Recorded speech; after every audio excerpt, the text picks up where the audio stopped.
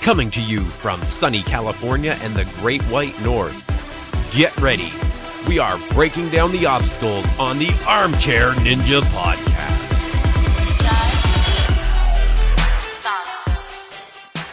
Hello, everyone, and welcome back to the Armchair Ninja Podcast. It is Thursday, August 17th, 2017.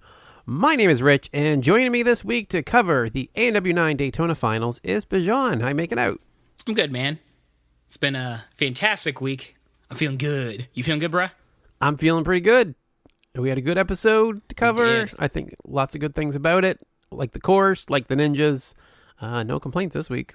Yeah, and I really, we saw it in the qualifiers, but man, when you look at the finals of this episode, just going into the episode, there are so many high-level ninjas. I was so giddy. I was like, oh man, we're going to see some stuff happening tonight. Some of it was heartbreaking, but some of it was really, really cool at the same time. I had a really fun time. This was a fantastic 2 hours. Yeah, I kept forgetting people that would be showing up until, partway through, because they did remind us of a few of them, but, it's like, oh, right, Beast McGrath's going to be here. So then he just pops up out of nowhere. And for me, it's Joe Moravsky.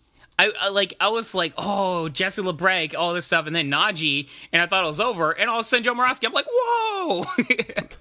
That's like shame on me that forgetting, but they weren't hyping him up throughout the episode as much as the others, and man, it's just like an icing on the cake, dude. I mean, this was really fun. Next week seems to be oh, where's all the other ninjas? They packed this one, man. Yeah, they did. Yeah, they really packed them in. And when you start the episode off with Michelle Warnky, you know it's going to be a good episode. I was so excited. Real. And we usually have somebody we're not that familiar with starting it off, but to have Michelle go first, that was great. Yeah. I was excited. I was like, whoa, they might actually start off the episode with somebody already making it to Vegas. That'd be crazy. And then I was worried. I was like, oh no, does that mean she falls early? But she didn't. She actually did really well. Yeah, she did fantastic. Before we get into her run, though, let's take a look at the course itself. From the qualifier, we had back the floating steps, the rolling log, razor's edge, ring jump, I-beam gap, and warped wall. And then after that, we had the salmon ladder, as always, and the new obstacle from the obstacle design challenge, we had the nail clipper from a 16-year-old that sent it in, the return of the clacker from last season, and the elevator climb. Did you just boo the clacker? I like it, but this is a problem that I've been having this season where the penultimate obstacle really isn't that difficult. The clacker was really underwhelming for me as being in its position. I feel like the clacker is much better in a position of maybe even the qualifying course. You look at that thing, it's hard. It's not that hard comparatively. Now, I understand it could be a 1-2 punch of you're using your rotator cuff to do that obstacle, and you're doing a dead hang on it, so it's wearing you out going into the elevator climb. But I don't know. After we've seen previous episodes and their penultimate obstacles, this one's really, really weak. I think it's the weakest of the season in terms of the second to last obstacle. That's probably fair. I think I like it. I don't think it's as easy as they make it look because we've had some very strong ninjas attempt it again. Yeah, I don't think it's easy at all, but in its position, they should have rethought that. I gotta say, though, that nail clipper, what a fantastic obstacle. I mean, in so many ways, right, Rich? It spins, it does all this. In many ways, it's a 4-time quadruple transition of that one obstacle, the ultimate cliffhanger where you have to jump and do that 180 in the air. It kind of feels like that. It's really creative. I really like that obstacle a lot. I thought it was good. It wasn't my favorite, but I liked it. And I thought it was fair, difficult, but fair.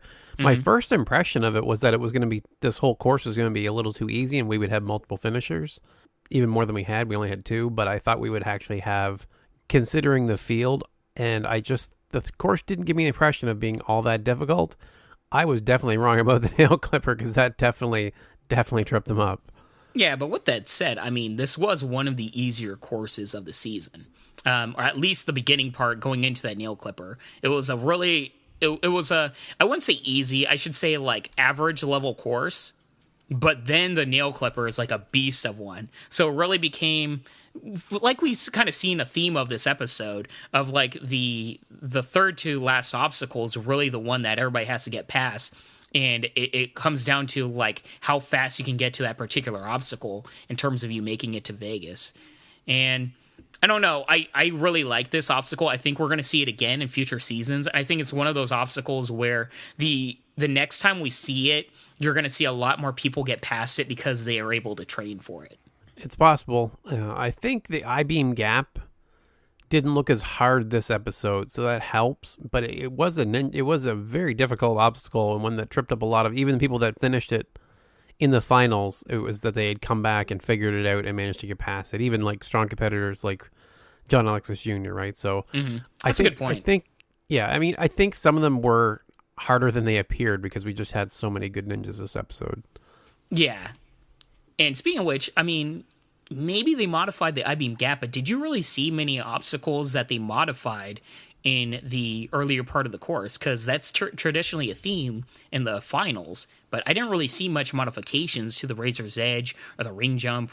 I don't really see how you can really like modify the rolling log, but I feel like the other ones they could have. They did modify the ring jump. It was only briefly mentioned, I think, during one of the runs. They said the gap between the pegs was increased. So okay, yeah, that one was modified. Okay, cool. They didn't mention it, but they could modify the I-beam gap. Like the gaps themselves could be bigger, but they didn't mention it that I know of. I have to imagine they modified the I-beam gap. I mean, right now we're picking and everything, but the second part of it, there was no ledges on the bottom, and I think they might have changed that up. I can see them easily like switching up the I-beam gap. I don't look at it close enough, but I have to imagine that was the one that they definitely modified and made difficult. Yeah. So let's actually talk about some of the runs here. We had Michelle Warnky, as we mentioned, running the course, and they had a little segment with her where she talked about the Warnky Challenge Wednesday, where she's been on social media every Wednesday and putting out challenges to other ninjas. That's pretty cool. That's a nice way to engage everybody, get some friendly competition, and everybody trying to complete these challenges. I think that's pretty neat. Yeah, it's really cool. And speaking of, Warnky Wednesdays, this particular Wednesday, well, at this point, you guys have already probably watched it, but before this episode comes out on my Twitter page, twitter.com/Bijan151, you'll be able to see me do that particular thing that she does. I don't know what you call it. Did she have a name for the exercise she has, man? But whatever it is, I'm going to do it right during this podcast, guys. Yeah, it was a one-arm lock-off, she called that one. One-arm lock-off. All right, doing it for you, Warnky. Shout out. Michelle had actually failed at the ring jump, which we were both surprised at in the qualifier, but given her tremendous upper body strength. But she was able to beat it this time. She looked great on the I-beam. She was able to make it back up the wall again, which she hasn't been able to do since doing it in season 6, being the second woman to ever beat the warped wall. Yeah. Wow. That I'm really happy for her for not only getting up the warped wall, but more importantly, doing the salmon ladder. Yes. Because they showed a clip of her failing, and that really sucks because it's not even failing at an obstacle; it's failing at the dang transition, and that just I hate seeing that. So I'm really happy she was able to actually show what she's got on that. Yep. So she started off the episode really strong, going out on the second nail clipper, and then we got to see. Yeah, she's got nothing to be ashamed of. I mean, that's real. She got as far as pretty much the entire field. That's really cool. Yep. So then moving on, we had Alexis Matusek, a surgeon who does charity work in Haiti. I really like this. That was a great little segment. I was actually started racking my brain, is there any need for skills of mine in places like that? Because I just feel like must feel great to get out there and really help people like that. Mm-hmm. That's always been a dream of mine. I definitely have always wanted to go out to Haiti or Africa or any country that might need some support and teach. And it's my skills are more predicated towards literature and English, where I don't know how much helpful it is, but at least I can support people that might be interested in doing that. And that's definitely something I was talking with my girlfriend about maybe one of these days we're actually going to try it. And, if anybody has that opportunity, please go out there and do it. I mean, that's some really cool stuff. And I have to imagine it means a lot to those children. This whole video just made me so happy. I mean, a lot of times we get a lot of really sad videos, Rich, and they're important, but like these uplifting videos really mean a lot to me, and I really like that. Yeah, that's a really good point. I was rooting for this guy so, and not just, it makes you root for the guy so much, right? Like, you just want him to do well. Yeah, 100%. So, and then we watch him on the course, and he fell in the dismount of the I-beam gap. I thought he had it. It looked like he did, which was actually kind of a theme. We had a couple of those this episode. So, unfortunately, he didn't make it through. It's crazy. It's like he got through the hardest parts of it. He got past the transition and everything. Yeah. He's right there at the end just doing those J, and you're like, no, he just falls. That sucks so much. I mean, I really, really hope we see him back, and they maybe update like how well his because it's not like he just does it. It's more like he owns maybe a charity, or I forget what happened, but in his video he said he owns whatever organization actually goes out there and helps Haiti. So I really hope we get an update of how well that's doing and everything. That'd be really cool to see, like one of those chapter 2 of this person's story. I'd like that. Yeah, we've gotten a lot of those. Like as you mentioned earlier in the season, like we keep getting updates from people from past seasons. We'll get to it when we get to Joe's run for sure. But yeah, we're watching them all grow and develop. Yeah, that one's like chapter 7 at this point, right? Yeah, it's a few. So then we had some fast forwards, including Anthony DeFranco, very fast, good ninja that we've seen before, who went out in the nail clipper, which is definitely a recurring theme we'll see throughout the episode. When I saw that, I'm like, well, this is going to be the new ninja killer of this episode. It's like, it was very clear to me very early on.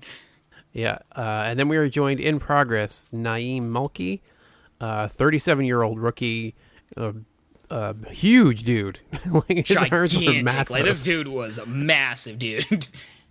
We have had some big guys in the show. I don't know if we've had anyone with arms the size of those guys. Mm-hmm. I don't know. I was interested. He definitely has a presence, right? But at the same time, like, when I looked at him, I'm like, ooh, I don't know how well his build's going to do for this type of particular sport or anything.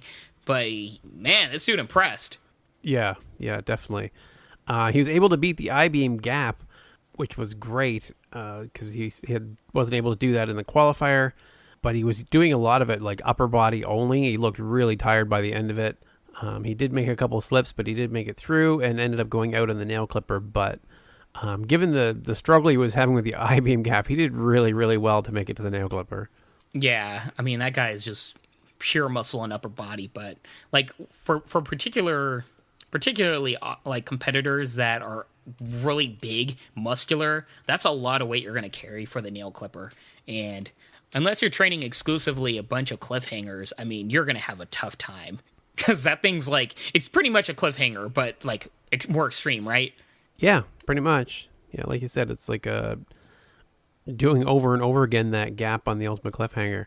And I got to say, now, I had thought of it earlier, but I thought I was going to let it pass. But the more I say it, the more I hate the nail clipper. Nail clipper. Oh, I'm like, I like that obstacle. Yeah, the nail clipper is a really weird name for it, right?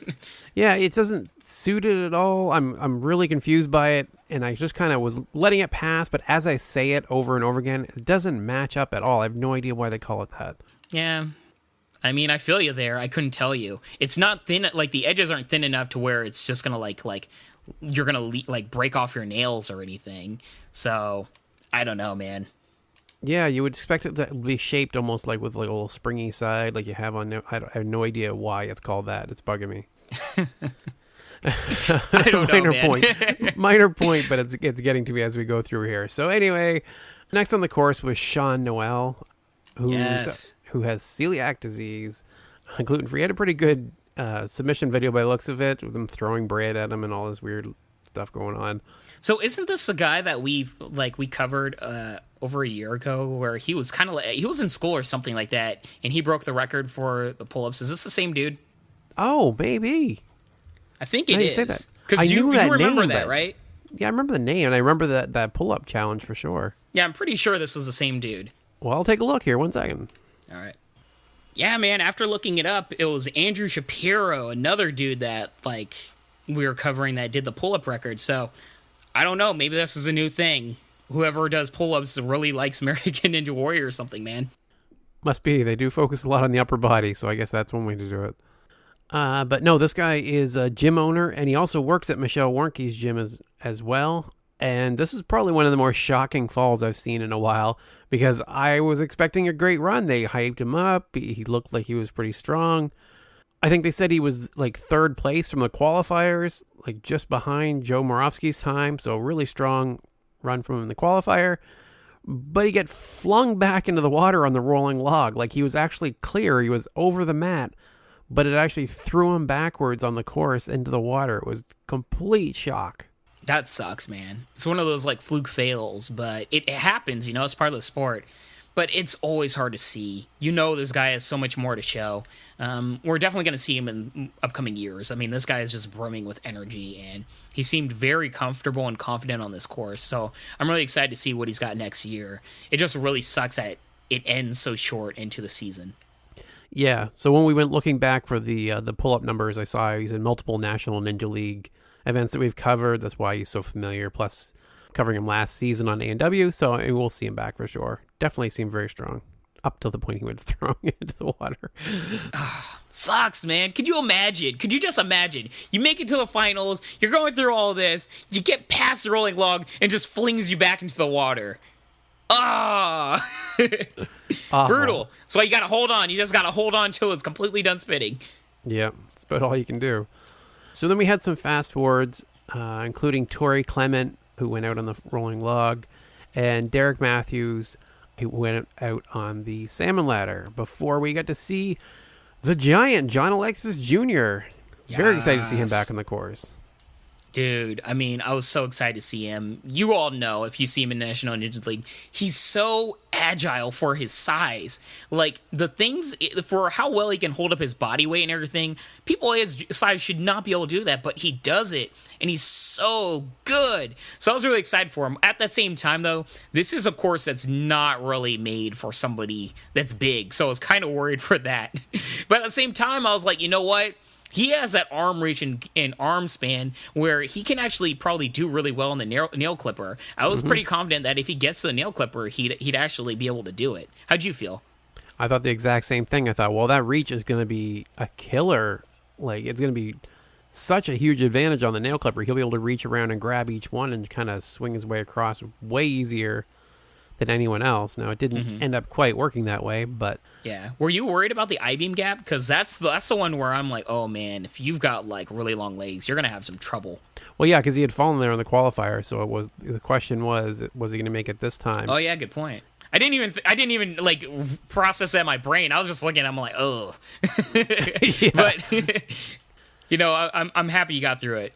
Yeah, he's adaptable. He's really, like you said, it's easy to kind of look at him and just kind of think of him as the tall guy, but he's a very strong athlete, a very strong and smart ninja, and he figured out how to get past it. So really, really strong run from him. Yeah. He just keeps getting better and better. He did a counterspin before doing the log. I don't know if that would help or not, but I mean, it's worth a shot. Yeah, and give a shout out. He did a little dance in between the I-beam gap, winked to the camera, like he knows what's up. He's good, man. Yeah, so he went out on the second cylinder of the nail clipper, but a good run and fast enough for him to move on. So then we had a few more fast words. We had Dan Galazinski, who I still struggle with his name, went on the nail clipper, and Michael Torres as well. So very, very strong Michael ninjas. Torres was skipped, man. I was like, no! But he made it to Vegas. I was so happy because Michael Torres, guys, he's one of those young guns that you need to keep an eye out for. He's not getting as much love this season, but trust me, this guy is really legit. Yeah, so at this point, we're about midway through, and 10 competitors have gone out on the nail clipper so far, and I loved how they overlaid them all falling, like in this big sequence. I thought that was very, very cool. Yeah, that was a really cool graphic, dude. Like, really cool. Yeah, they need to do that more. And you can see, like, how far they got, too. I liked that. And then taking the course was Captain NPC, Jamie Rahn. Whoop, whoop. He's engaged to his girlfriend of 2 years, Kim Winch. They've invited 70 ninjas to their wedding out of like 90 guests or something. Okay, that's a little excessive, man. Yeah. I'm like, how many people in their wedding are they gonna have? If that's just like from the ninja community, I mean, jeez. They are very, very heavily involved in the community and going with us, by the sounds of it, a superhero / Disney princess theme. So, hey, live your life, man. Rich, how many people did you have at your wedding? Do you have a guess, like an estimate? About 100, about the same. About 100? Okay. So maybe that's not too insane. I don't know. I'm like, I don't expect that many people at mine. Like, that's I'm small. Good. I'll keep Honestly, it around dude, 50. That's pretty small for a wedding. We'll see. The dog's back, bro. What's the dog with the green hair. I love it. Oh, the dog, yeah. The dog is so cute in person, too, a tiny little guy. Yeah. So he had no problems on the first half of the course, not a big surprise. Was extremely excited to see him to be the first to beat the nail clipper. I wasn't too surprised, but very happy. And then but I was getting surprised because he beat the clacker right after that. You were surprised about the clacker for real? Well, I just, typically how it runs is, like, okay, somebody will beat that where everybody else was failing, and then you kind of see them make it a little further.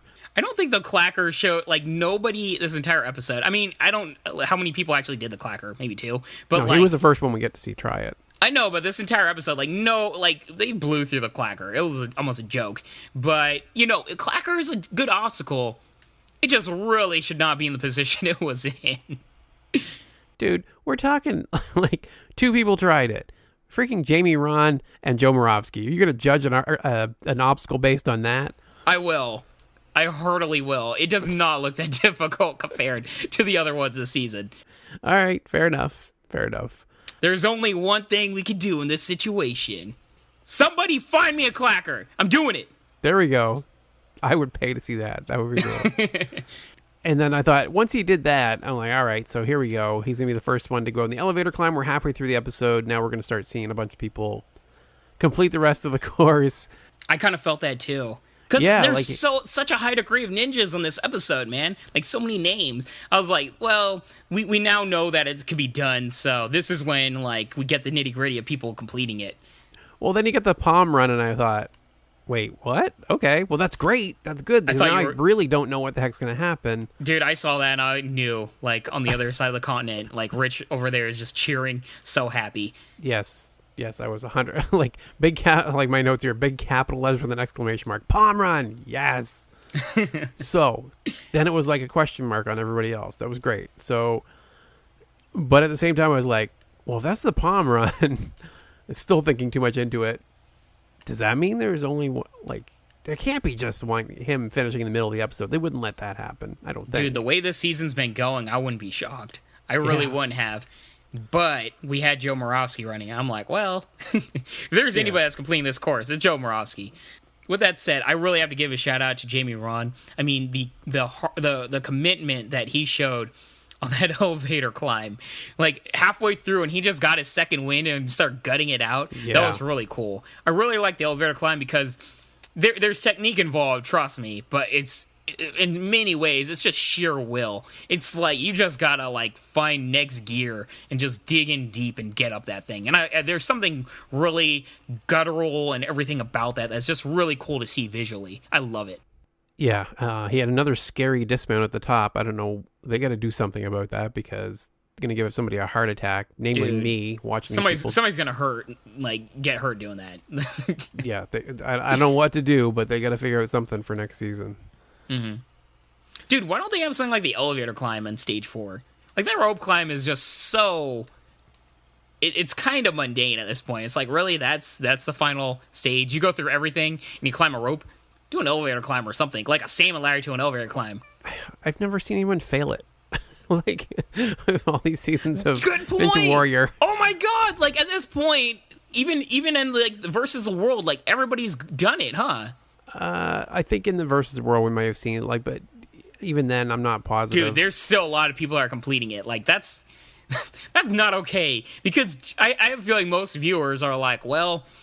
If they actually follow it, they're probably looking at stage 4 it's doable, for a lot of the ninjas. And trust me, I'm not saying it's not doable. I couldn't do that if I trained for years, But if you're that level of an athlete where you can make it to stage 4, I seriously doubt that rope climb is going to be much of a problem.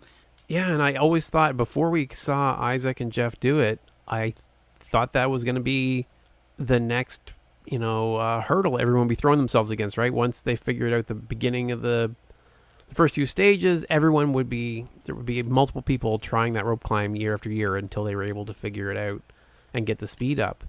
Like, I really didn't expect there to be 2 finishers the first time there was an attempt, and still to this point, the only attempts that have ever been made on the regular season. I don't know, man. When you look at the handful of ninjas that most people can consider like that can complete all 3 stages at Vegas, I don't see a single one of them where it's like, oh, they sure can't climb that rope in time. I mean, unless they cut in half the time limit for that rope climb. I don't know, man. I think the odds are way higher than lesser of completing the rope climb if you can make it to stage 4. And at this point, we're off on a big tangent. Let's get back on course. But yeah, I don't know. Next to take the course was Jessie Labreck. Yes! I was so excited, man, because I don't know. I really feel like Jessie Labreck is just like the biggest rising star in the women's, like, in terms of women ninjas, right? And I don't know. I feel like it's Jessie and Jessie neck and neck, man, at the top spot, and I could really see her doing some damage in Vegas. And there were so many top level female ninjas this episode. I was worried. I'm like, please make it to Vegas. Please make it to Vegas. Yeah, that was the thing. That's the big question mark. Could she be consistent, right, and make the top 2 or outright qualify against the men? So we had a little segment on her. She moved to Illinois. She had to leave Emmeline behind, the special needs girl that she's been working with the past few years. Mm-hmm. I'm glad they're so close, though. Yeah, that's cool. Yeah, that's nice. And her boyfriend, Chris Digangi, who's a longtime veteran of ANW, and we get to see him later in the episode. It's crazy because he looks so young, man. That dude is like the eternal baby face. Yeah, I'm surprised every time they mention that he's been on there for years. I'm like, really? Because he looks like he's fresh-faced 21 rookie coming in. Yeah, he's at least 27, and he's probably older than that. I don't know his age, but like, how does he look that young? I don't know. Probably healthy living. Yeah, well, I don't know that. Yeah, me either. So one thing I have to ask here, and I feel like it was just me because they didn't comment on it at all. Was Jessie favoring her left leg as she was running that course, or was it just me? It seemed like she had almost like a limp going. What? I didn't notice that. I mean, it's hard to tell, man, because like a lot of the obstacles in this particular course is all upper body. She's not really putting her weight on her legs too much, so she might have gone in with an injury. But other than the razor's edge, I mean, she's not really using her legs for anything. The warped wall, I guess, was the other one. So when I saw her the warped wall. What am I talking about? Yeah. But she ran up that just fine. I didn't see her having a lot of problems with the warped wall at all. Did you notice anything? No, she didn't. Before she got on the I-beam gap, I noticed it. And when she came off, it again looked like she was kind of leaning towards it a bit, like kind of favoring it. Not like outright limping, but it looked like it was bothering her. But again, I may have been misreading that. Yeah, and it could have been like a knot or something. I mean, the important part is there's enough time span between this finals course and Vegas where she could have healed whatever mild injury she had. I mean, it didn't look like it was a severe injury at all, so I'm happy for her. And she got far into that nail clipper. I mean, props to her. I really thought she had it, man. Me too. I thought she was going to do it. It was just that last transition. Oh, she was so close. It was brutal because could you imagine how cool it would have been to see Jessie Flex Labreck actually get to the elevator climb? And I don't know if she would be able to complete it because, you know, it's hard to tell. But just seeing her try that would have been so cool.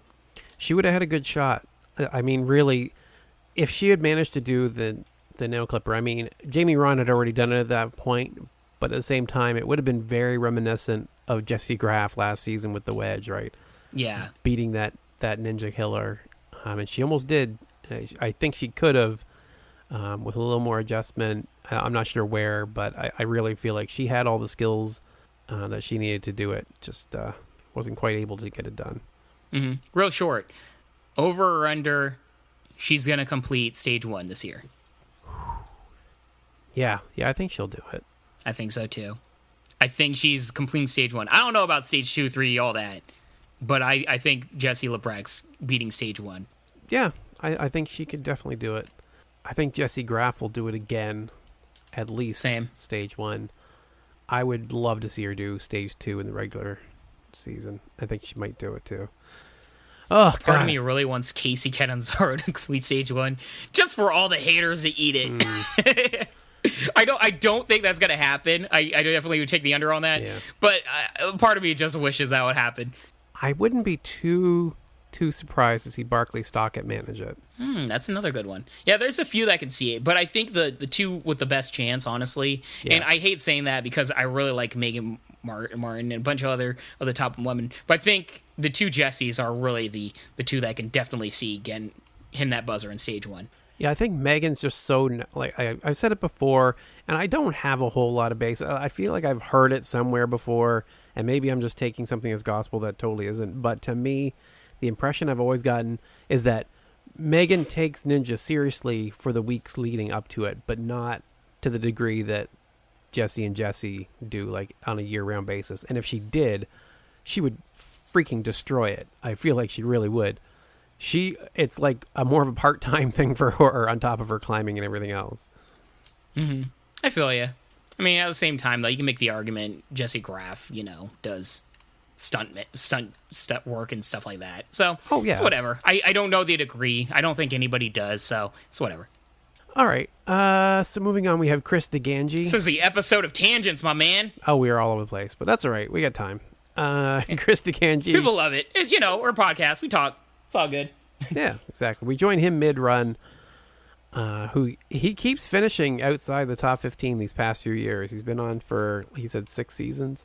Hasn't been to Vegas since ANW4, but he's got a secret weapon now. He's been training with Jesse Labreck. Yeah, he cannot not go to Vegas at this point. It's like, bro. Like, he's got the years of experience, and, he's really got to come through at this point, or that's going to be some, awkward drive or awkward flight. Mm-hmm. But yeah, he went out on the same cylinder, and he is going to Vegas. It was so nice to see them on the sidelines when Christine told them, and Jesse just started crying. She was so happy. That was really cool. You can see Jesse Labreck really, really wanted it, like, for him, and that was a really cool moment. I liked that a lot. And then we moved on to Mark Ribeiro, the Concrete Tarzan, who has 2 autistic nieces that they focused on, which honestly didn't make a whole lot of sense to me. It seemed kind of a tangent. It would be nicer if, like, the one thing I'll say is he definitely seems very, very close with his sister and her sister's, like, his nieces. So I don't know. I really liked this guy. He seems like a very well-poised guy. I don't think we really needed an in-depth video about it, the whole thing. But it got the job done of you liking the guy. I mean, I really wanted him to do well. Yeah, I did. Totally. Seeing him take on the I-beam again, and he came so close. I guess that was the thing for me, is like, I felt for him anyway because of the situation where he's getting so close on the I-beam, and to miss it so close on the dismount. Like, if he had taken on the first swing, he would have had it, but he took that extra swing and his fingers just gave out. Like, that's compelling to me. I don't need anything besides that. Yeah, and it's always hard to see people fail in that particular point. He's a big dude. I mean, everything that I was worried about with John Alexis Jr., it's the same with this guy, I was like, oh, man. And, those jorts, though, man. Oh, jorts. What's wrong with jorts? Don't hate on the jorts. Nothing, yeah. If you're a jorts guy, good on you. No, but I haven't worn jorts in years, but now I want some. Yeah, that's all you, bro. Next to take the course was Allyssa Beird, who is now a celebrity to her students now that she's a ninja. I can't even imagine my teacher running in Ninja Warrior. That would be the coolest thing ever. It's cool. And she is so, like, jacked. Like, this girl has, like, zero amount of fat on her. Like, 6-pack, big arms, like, big legs. I am like, man, like, you are an athlete. Good on you teaching and being in that kind of shape. With some long commutes, too, as they talked about in her segment. Yeah. She's got to, like, drive this way and that way, and, like, she has got some very long days to keep in shape and keep training for ninja. So good on her for having that discipline. Mm-hmm. Yeah, I'm happy for her, and it's got to be so cool for those kids. Have your teacher be like this next level athlete on American Ninja Warrior. That's really cool. Yeah, it almost ended very, very early, though, because she fell on the steps and cut her knee in the process. Ooh, that was scary. Yeah, I really thought she was done. I thought, oh my God, she's falling on the steps. I can't That would believe. have been the worst. Because we all know how good she is. That would have been the absolute worst, man. Yeah, another thing I noted, I was watching with my girlfriend this episode, and she's, screamed at the TV, if you have to pull down your shorts after every obstacle, your shorts are too short. And I was like, well, I can't argue that point, but it's not something I noticed until, Yeah, I didn't notice it either, I guess. But she did make it to the nail clipper, and she did go out there as many had. She did do it fast enough to knock out Michelle Warnky, though. Brutal. But I'm really happy for Allyssa Beird, and she is, in many aspects, Allyssa Beird has so much potential with Stage 1 and everything. I'm really excited to see what she can do. She's one of the other women that I can definitely see hitting that buzzer. I mean, she's such an athlete, and I don't think, because in many aspects, the timer can be an issue sometimes on Stage 1, more so on Sasuke, but still in American Ninja Warrior it can be an issue. And I think she's got that endurance and stamina enough to just power through every obstacle in a breakneck speed to get through it. Yeah, she's just incredible. The thing is, Michelle Warnky is the first. I'm just trying to think of exactly how is the best way to phrase this. She made it to the 8th obstacle and doesn't go on to Vegas. That's unprecedented crazy for a woman to beat the warped wall and salmon ladder and not move on to Vegas. Mm-hmm. I mean, at the end of the day, though, the two that moved on to Vegas, they earned it. So I can't complain about it. But I think it just says a lot, right, Rich, about the level of competition in not just the men, but also the women. I mean, it's no longer a sport where we need something like the wild cards. At this point, the women are so top level that you've got to earn it also. And I really like that. Yeah, I like that we have that drama between them. I think it works out. But moving on, we had some more fast forwards, including Mike Myers, the course killer, who went out on the nail clipper. Go figure. But he did make it to Vegas, though, so we'll be seeing him there. I was so happy. Mike Myers is the best, guys. And not just that, he was third or fourth in this entire episode. He did really, really well. I don't think the video actually showed off just how well he did in this episode, but I'm really happy for him. Mike Myers is so good, and he's dope. Shout out to you, bro. He's a listener. Yeah. And then we joined James McGrath mid-run, and I don't understand oh boy, why they decided to go mid-run for him. I could have used some more explanation on what the heck was going on here, but I guess they didn't have it either. Yeah, there was some drama happening there because it was clear something was going on. And he was saying he was just tired, but dude, I was really worried. What did he have pneumonia? What's going on? I mean, I've never ever seen Beast McGrath winded like that. And he's a bigger guy for the competition. He's 6'2", but he's always had very good endurance and stamina. I can't I cannot accept the fact of oh, he's just winded. There's had to be something going on. You see people winded, and then you see people to the brink of almost stopping because they're exhausted to a scary degree. And that I was really worried for him when he was before the warped wall. I mean, this guy basically almost collapsed. Yeah, it reminded me a lot of when we saw Jessica Britton on Team Ninja Warrior, where it's yeah, this is not cool. Someone needs to step in. I was really worried he was going to hurt himself. He did not look well at all. Mm-hmm.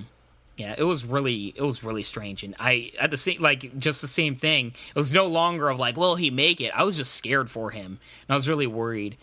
I mean, when you're at the point where even the host, which I don't know if it was really fair at all, because none of the other competitors know how much time they need, and they actually tell him hey, you got 40 seconds, get up that salmon ladder, and you're going to Vegas.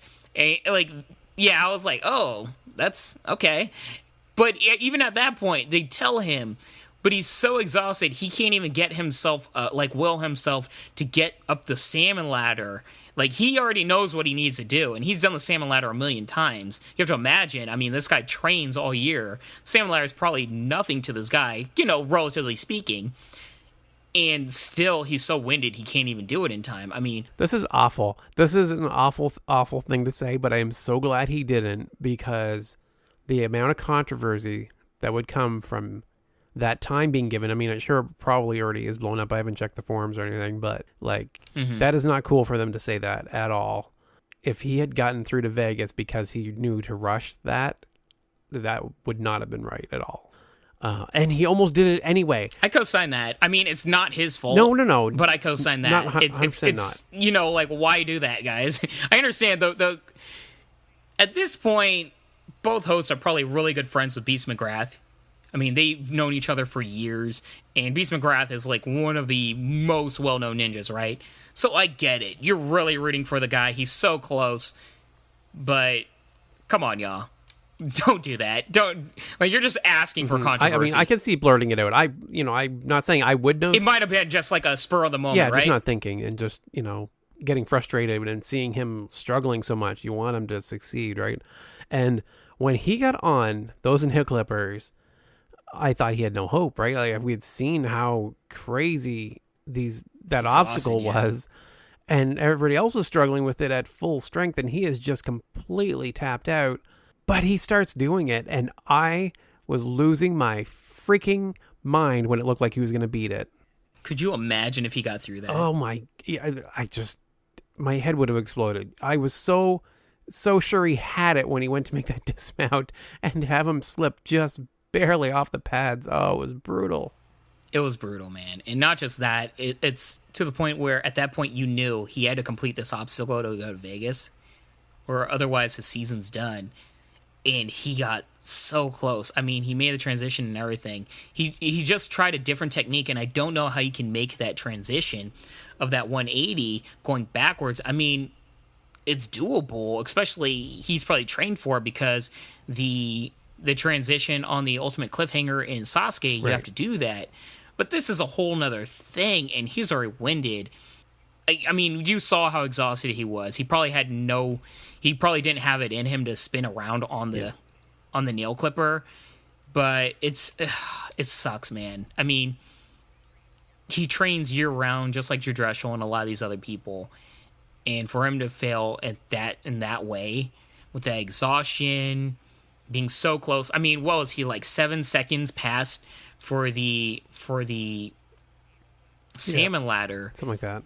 It was just a game of inches the entire run, and I'm really, really curious what's going on there, because I just can't believe it'd be just exhaustion.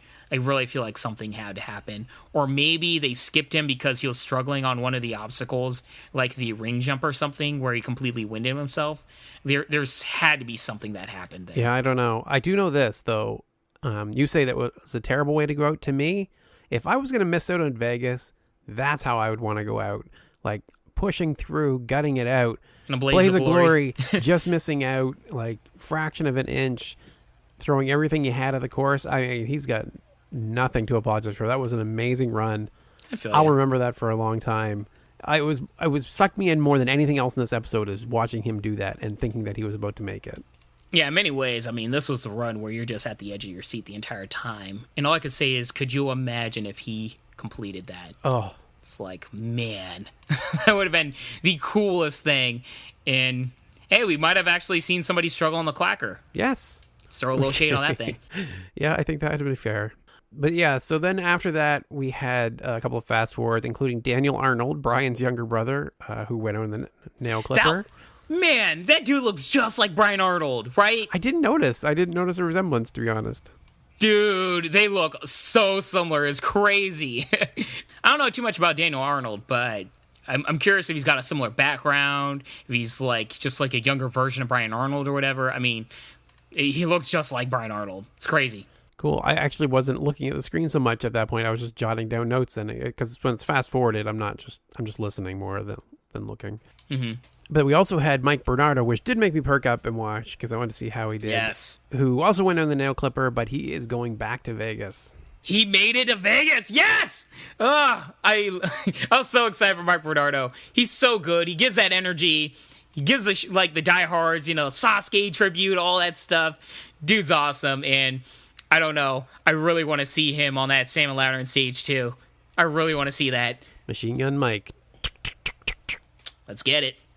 So we had 2 ninjas left. We had Najee Richardson and Joe Moravsky.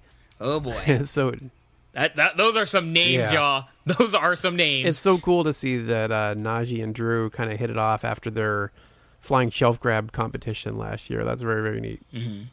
That's really cool. I really like these pairings of really high level ninjas becoming really close friends, and kind of the theme of this season where high level ninjas are falling in love. I mean, that's really cute too, and I really like this bromance happening between Najee and Drew. Beast McGrath's like, bro, I might have gotten a girlfriend, but you stay away from my Drew.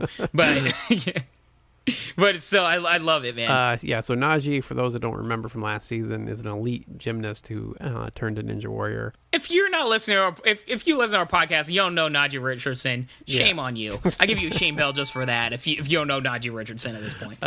So he jumped up the ring jump. That was insane. That was dope.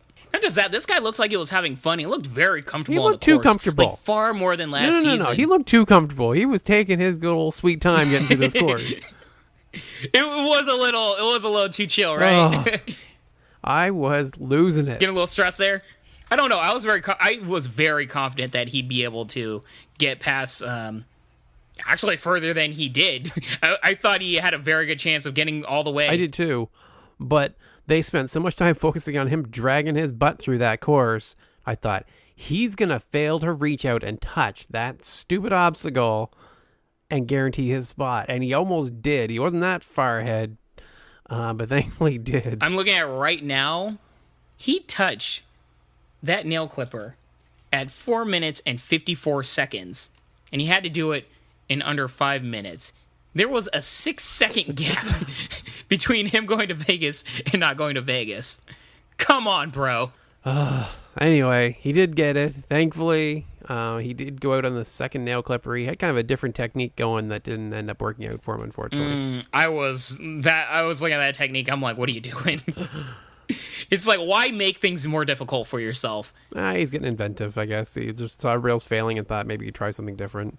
I don't know. You do that and you're doing those jumps and you're putting so much more pressure on your fingertips. Like, you have to catch yourself in your body doing that. I'm like, man, you're just making things way more difficult. It'd be really cool if he did it, but at the same time, if he completes it, I'm not gonna be like, wow, that was really smart. Like, you still got the clacker. Well, that's kind of everybody can do the clacker, but he still got the elevator climb. Like, I don't know. So think about what he's known for, though. Like, really, besides flying above the warped wall, he's known for the flying shelf grab. Like, I don't think his grip strength jumping across that little gap is going to be much of an issue. It just wasn't a good way to do it, I think.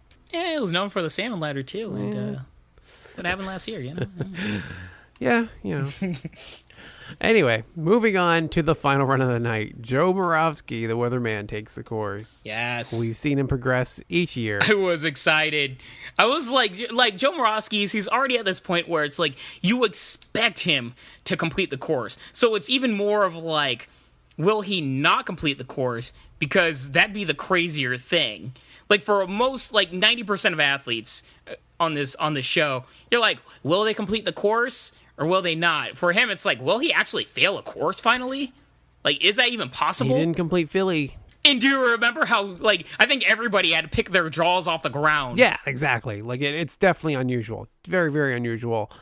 And I was a little iffy on it because he was going at such an amazing pace through it, making it look easy. And I'm like, what else is new? This looks like a palm run. This looks like it should have been a palm run. Oh, God, he's going to fail the elevator climb. Each obstacle, I'm like, oh, geez, where is he going to fall? That palm is still messing you up, bro. It does. Even still, it was still getting in my head a little bit.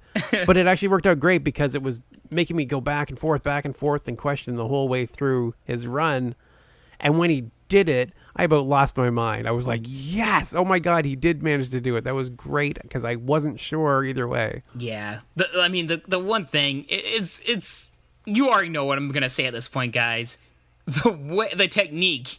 Like, he made every obstacle look easy, even the nail clipper. Something that just, and this is the thing that's so special about Joe Moravsky. He's just as new to this obstacle as everybody else. This was a completely new obstacle to everybody. And this guy made it look like chump change. He made it look so easy. You didn't see an ounce of struggle. He's just like, here we go. Yep, and then you do this, and then you do this, and now I'm off of it. I mean, it was just beautiful to see. And the elevator climb, he was using his hips, swinging, he was pumping upwards. I mean, this guy just... And I'm pretty sure, yeah, this was the first time he was doing the elevator climb too, so that was a new obstacle for him as well. And he just figures out scientifically the technique to every obstacle, and he makes it look so easy, so effortless. I mean, it's just breathtaking to see. Obvious, guys. Joe Moravsky, congratulations. You win the Athletically Profound Run of the Night. Much deserved, dude. Oh, so good. Amazing. Simply amazing. So moving on to the National Ninja League at Obstacle Academy. Not much to say about the whole course. I do want to say that they had something called the Big and Nasty, which was a very, very cool floating ledge nightmare obstacle. The Big and Nasty, huh? That's what it's called. I like that. That's all I'm saying. Yes, it is a good name. But yeah, so running down the results for the women, we had in third place Terry Smith, in second Sarah Heeson, and in first Addie Larson. And for the men, we had in third Dan Delano, in second Brock Benu, and in first Drew Knopp. So congratulations, everyone. Great job on what looked like a very difficult course. Yeah, congrats. I mean, this course was very, like, Tarzan-like. It's so many hanging transition obstacles. And I forget where it was last season of National Ninja League, Rich, but you remember there was this one course where there's so many, like, swings that you have to, like, swing from rope and chain and rings and stuff, and, like, everybody was having a really, really tough time. And I think, like, half the people only made it, like, halfway. And this course reminded me a lot of it. There's so many swinging transitions, but these competitors were able to get really far in it. And I mean, shout out to them. Just from everything I've seen, when you do a lot of transitions and swings, it wears on you, like, drastically. Before we go, I also want to mention that Rockford Ninja Warrior took place this past weekend, and this is the most elite list of ninjas I have ever seen take place in a competition. This is absolutely insane who was there. Like, so I don't even know if I could begin to list everybody. So for the women, in third place was Kirsty Pratt, in second Rebecca Bonilla, and in first Jessie Labreck. Shocker. And then yeah, real shocker. But I mean, you look at the field: Alyssa, Beird, Michelle Warnky, Karen Sabo. Like, yeah, there was definitely a lot of competition, and that's what I really like. It's one thing to see them, like, particular ninjas at the top of the rankings, but it's another to see them against all their counterparts and just see the level of competition they had. I mean, ooh. But whatever you want to say about the women, like the men competitors. Dude, it's an all-star competition. Like, why don't you just run down the top 10 of the men? It's insane. Yeah, so here we go. Top 10 men. We've got, and I'll just list them all starting from 10th place. Karsten Williams, Daniel Gill. Hang on, right Jamie there. Rahn. Daniel Gill hit 9th place. Yeah. Get ready, y'all. Well, buckle up. Yeah. Jamie Rahn, Jake Murray, Andy Lowe's, Ethan Swanson, Kevin Bull. So now top 3, y'all. Top 3, third place, Drew Dreschel. Drew Dreschel hit 3rd place. Second place, Joe Moravsky. All right, hold up. So who haven't we heard yet? Who got first place? Who's been killing it in every regional competition? And who am I just kicking myself over for not adding to my ANW Fantasy League? Who could it be? For those in the know, it is, of course, Adam Rail. Dude, this guy. If you're not caught up on this guy yet, man, we all need to put a spotlight on this guy. Hardcore. Yeah, absolutely chilling to see that list and to see Adam at the top of yet another one of these competitions over the just the best of the best. Like, he's just absolutely dominating. Yeah, I mean, I really want to see this guy. But not just that. I mean, all like the top 10, all of them are the top of the ninjas, like the entire sport. I mean, what a competition. I really would have loved to have been there live. Could you just imagine how fun this would have been? And dude, not just like shout out to all the top 10, but not just that. There were other competitors that, like, they not only beat out the top 10, but there were some top-level ninjas that also competed that didn't even place in the top 10. I'm talking about Andy Lowe's, Grant McCartney, James Andy McGrath. Lowe's was in the top 10. Huh? Andy Lowe. Oh, God. Poor Andy Lowe's. He was in the top 10. Fail on my part. Poor Andy Lowe's, man. Oh, Andy, man. Oh, of all the people you could miss. Come on. I was just reading up, and I'm like, okay. Well, poor Andy Lowe's. I'm sorry, bro. I love you. All right. So, other than, them, but there's Najee Richardson that was there that didn't even make the top 10.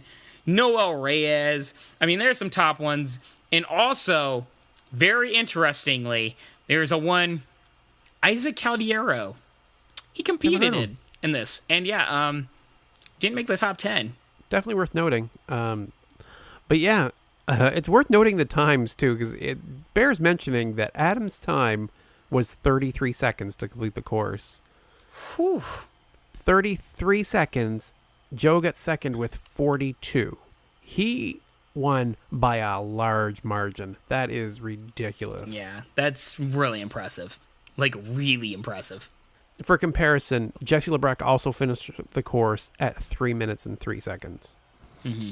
Unbelievable. So, yeah, congratulations, Adam Rail. That was amazing.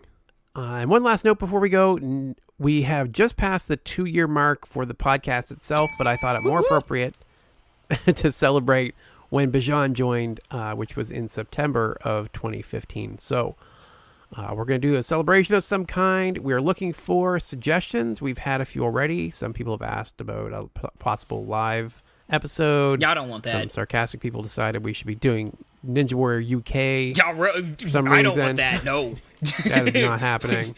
Bijan seems to like the idea that someone suggested of having another drunk episode. Yes. Not sure about that one. I'm down for that. Let's get lit, y'all. So let us know if you have any suggestions, anything you'd like to see us do, cover. So that's going to be fun. And if you'd like to reach out to us with your suggestions, you can reach me as rich@ninjapodcast.com. I am at Ninja Podcast on both Twitter and Instagram. And Bijan, how can they reach you? Hit me up at Twitter and Instagram at Bijan151. That is Bijan 151. Could see me do the Warnky challenge. All right. Thank you all for listening. And I hope you have a fantastic week. Peace and love, y'all.